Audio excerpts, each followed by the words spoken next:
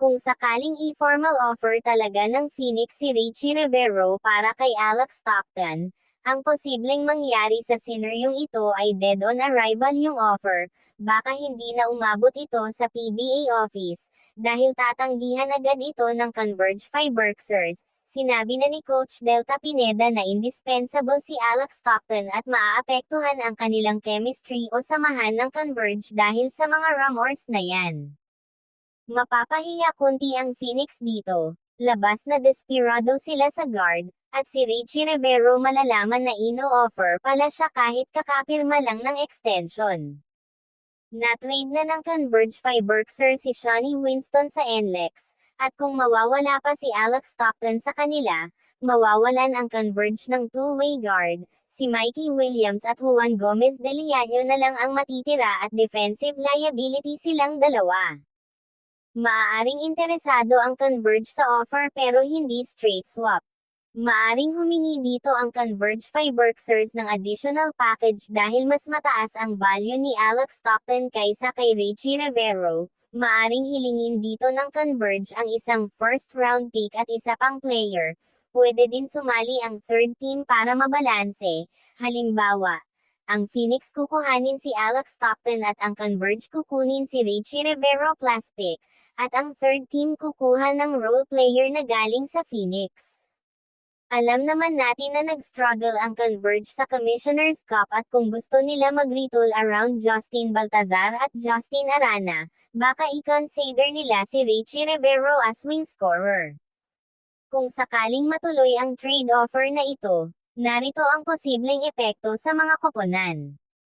Para sa Phoenix Fuel Masters, nakakuha sila ng elite two-way player na si Alex Stockton, at masosolusyonan na ang kanilang point guard problem. Mas lalakas ang depensa ng Phoenix sa pagdating nito at mas deadly ang kanilang pick-and-roll dahil kay Alex Stockton at Jason Perkins. Mawawalan nga lang ang Phoenix ng Richie Rivero na kanilang best local scorer, fan favorite at marketing value.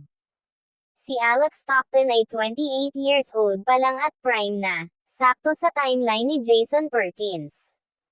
Para naman sa Converge Fiberxers, makukuha nila si Richie Rivero na scorer at instant defense na celebrity wing. Magiging heavy ang opensa ng Converge sa pagdating ni Richie Rivero na samahan pa ni Mikey Williams at Juan Gomez de Leaño. Mawawala nga lang sa kanila si Alex Stockton na kanilang best perimeter defender at team captain material na siyang puso ng Converge ngayon. Si Richie Rivero ay 20 years old lang at magagamit pa nila ito in a good long term.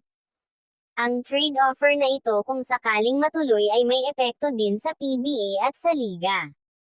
Magiging defensive team ang Phoenix kung matuloy ang trade, habang ang Converge magiging run and gun team. Mag-iiba ang matchups ng mga koponan pagdating sa playoffs.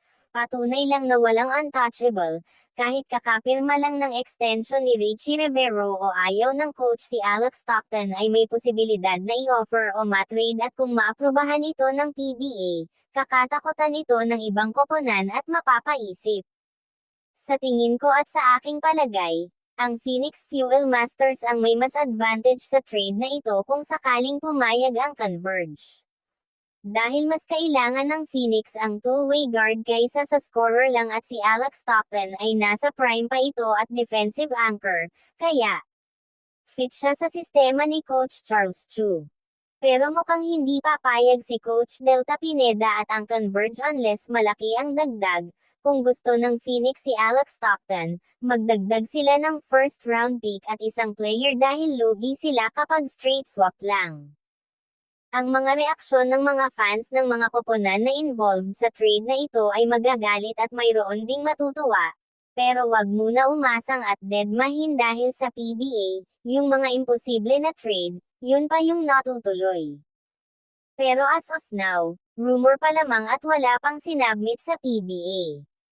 Kung may katanungan kayo tungkol sa ating topic magkomento ka lang sa ibaba ng ating video para mapag-usapan natin yan, at kung umabot ka naman dito, paki-subscribe mo naman ang ating channel para updated ka sa mga bagong upload natin dito. Yun lamang po at maraming salamat po sa inyo.